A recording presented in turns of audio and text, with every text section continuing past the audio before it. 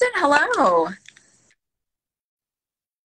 Good day to you as well. For all those who are tuning in, hi, thanks so much for joining us. I'm Annalie with Broadway in Chicago, and we are chatting with Preston Truman Boyd, who plays Javert from Les Misérables. So, if you have any questions for Preston, go ahead and put them in the Thank you comments. very We'll get to much. as many as possible. Yeah, good to be But first back. of all, welcome back to Chicago. So we're happy to. Um, Chicago audiences will remember that you were here this past summer for our BIC summer concert, and it was so fantastic to hear you sing Stars. And now you're back. Well, What first are of all, some I have things to that say that you've been was doing a while back dream come here in the true city? performing in that summer series concert. I've always, I've taken many a walk through Millennium Park and have dreamed of singing on that stage. So that was pretty epic. But yeah, I've worked in Chicago a number of times in the past, as has my wife. So it's always nice to come back to Chicago, and it has a bit of a hometown feel to it. Still kind of given that big city vibe. So it's been great. I'm staying. I don't know if you can see my view. Right by Shed Aquarium and the park there, Grant Park. So yeah, I just love Chicago. I love the food. I love the people. Coming back and seeing some local dressers and crew that I've known for a long, long time. It's always fun to come back. Yeah.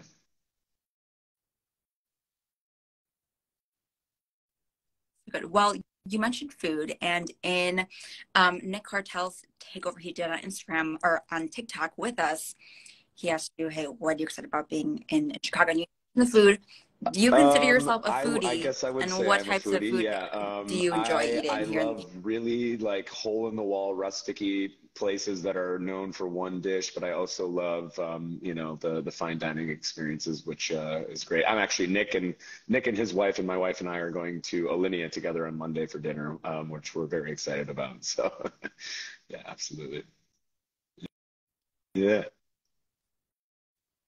That'll be so good, so good. Well, I want to start, at the beginning of your story and walk through a little bit about what really sparked your love for acting and what made you think, okay, I you know was what? always a I ham kind of want growing to do this up. professionally. I always needed to be the center of attention and always had something to say. So I think I naturally, I always say the theater selects you.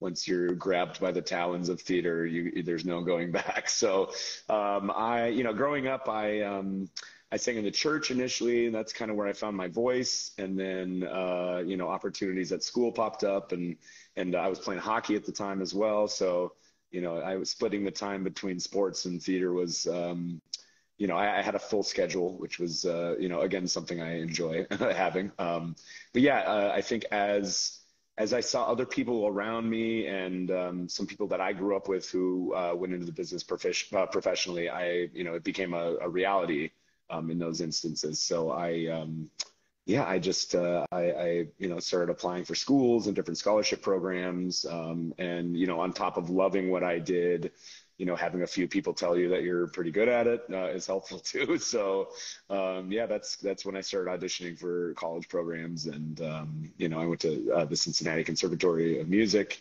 and my love for theater only grew there. Really getting to study your craft at a high level and really understand it more and understand yourself and understand what you can bring to a role was something that I really love to tackle. And especially with this role, it's pretty juicy and pretty deep, and it's quite the story that Javert takes throughout the show. So I think ultimately, the telling of other people's stories is what I really fell in love with and really gravitated towards.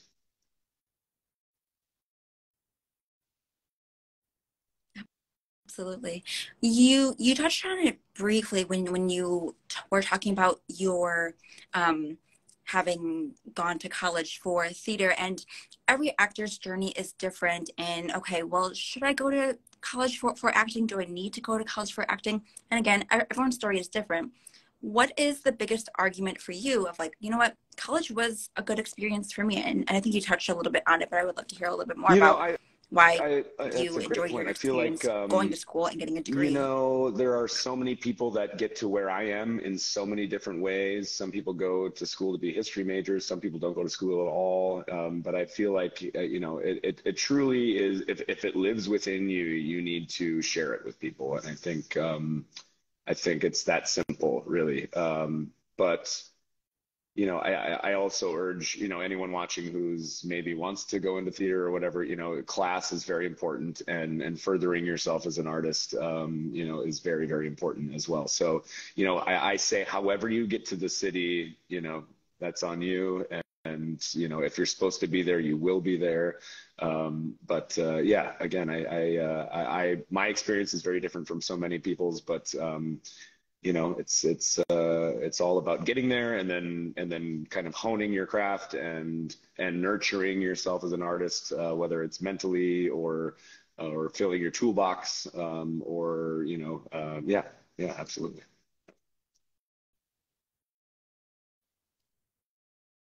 I love what you said about if you're supposed to be there, you will be there.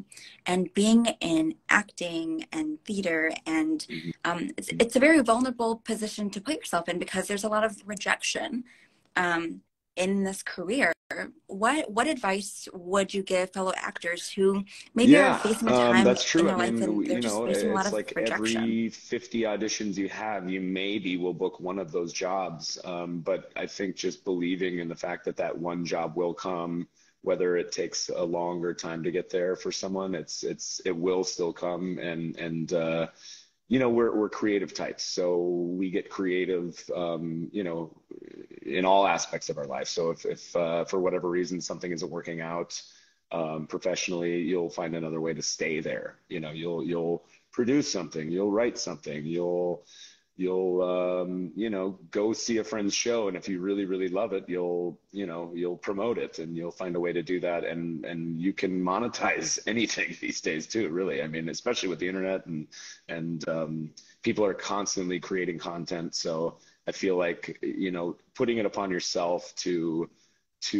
overcome those rejections and maybe those dry spells that a lot of actors will have, to take that opportunity to really do something that you hadn't done before, or something that you've kind of had on the back burner that you're like, man, maybe now is the time to go take those ballet classes, or write that song, or, you know, produce that short film, or produce it and star in the show. You know, it's you know, with all the different mediums we have these days as actors and performers, it's you know, there's you know, again, burnout is a real thing, but I feel like when you have the capacity and the wherewithal to make something happen on your own, it's incredibly important.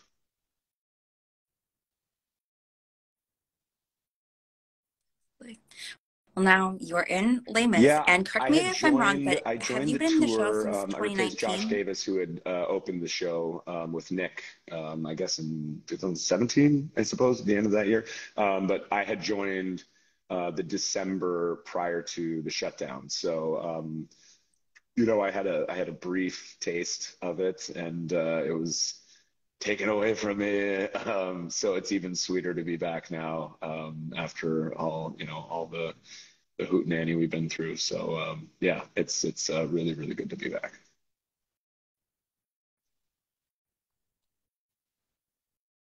What initially made you say yes to Les Mis? Because before this, you were doing The Play That Goes Wrong. And Chicago audiences will know we had it here for Yeah. a little bit of a sit down, and it was so funny and just a really just fun show. And from this funny show to such a You serious know, one, I feel you like, know, what really it made you just say kind yes of to Les goes Mis? back to the craft of acting, and you know, I can compare The Play That Goes Wrong and Les Mis as far as, you know, as a performer standpoint. You know, it's all about commitment and committing to what you're doing on stage and to tell that specific story. And even though The Play That Goes Wrong is, you know, a very very funny show, we were committing to the honesty and the seriousness of it, right? Which ultimately, when I have a role, that's you know, that's what we do, right? We commit. So committing in a different way is as fulfilling. And you know, Play That Goes Wrong doesn't have singing. I really enjoy singing. So and Javert was always a role that was on my radar. I generally in Preston's life, I'm a happy-go-lucky, gregarious kind of guy, and Javert is not. So it's always fun to put on a different coat and embody something new, but also still just living in that world of I am so committed to what I'm doing and to the story that we're telling, and it doesn't matter what show you're in. It's always just about doing your job and being there to help the audience have the experience that the visionaries had envisioned as well.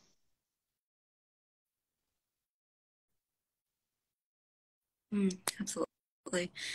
Well, you touched on it a little bit, playing the villain of the story. I'm sure it's a very fun experience. Do you think that Javert really had any good Yeah, intentions with the I work that he was think doing and really I pursuing think at the end of the Jean day, Valjean? he is just there to do his job, and that's kind of how he holds himself to his own standards. Like, he wakes up in the morning, he's like, I have a job to do. I have to catch this convict who broke his parole, and I think embodying that without playing the villain, but just playing the role of a cop who has his duty that he has, it's his oath that he's sworn into. It's more about that than being the bad guy, I think, for Javert. And I hope that audiences have seen that in my performance, that it's about respecting my job. And then I think the moment where I crack in the second act is stronger for the fact that it's just another human being in the story of human beings, and his existence is different than everyone else's. And when it comes down to it, he still at his core has those human qualities and values, even though on paper it says do this, do this, do this. Even though I think that's why ultimately he snaps, is because he starts to feel that might not be the way that life should be lived, I guess.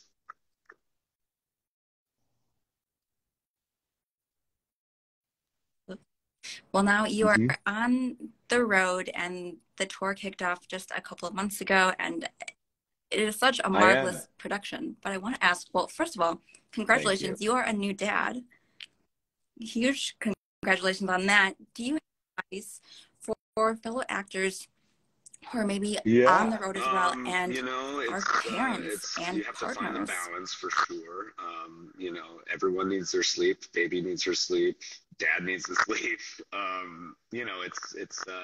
have two roles to play. I'm by day I'm playing dad, and I want to be as present and available as I can for my wife and for the baby. But also, I'm going to tell this story at night, and I need to have all of my wits about me, and I need to be rested, and I need to be vocally there. So, we've found a way to, kind of get our little routine going, so everyone's happy and everyone feels good and rested, and my wife and the baby are popping back and forth from New York here and there, to kind of keep everyone sane, because raising a baby on the road is a bit difficult, but we have we have all of our gear and everything, and it's been great, and I'm so grateful to my wife for being so supportive, and making to be able to miss these moments that I would have missed if they weren't out here, would be really tough. So you make it work. That's what I'll say. I'll say we all do what we have to do, and being artists, we're incredibly flexible. So I think just kind of leaning into our strengths has been what's been making this doable. Yeah.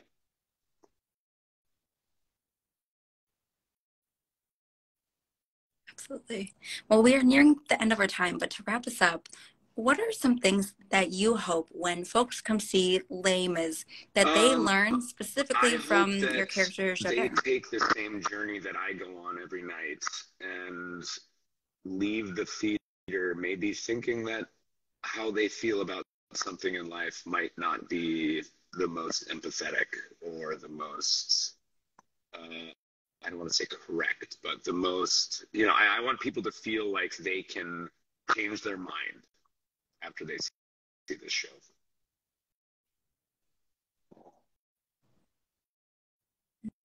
My pleasure. Preston, thank you so much for taking the time to chat with us today. We are so grateful. How can people keep You up can with follow me you on and your Instagram. journey with I'm Les an old man, Mis so I'm not on on any other handles. I was there for the beginning of Facebook, so I'm no longer on Facebook anymore. So you can find me here, and I try to keep people up to date with what's going on. So yeah.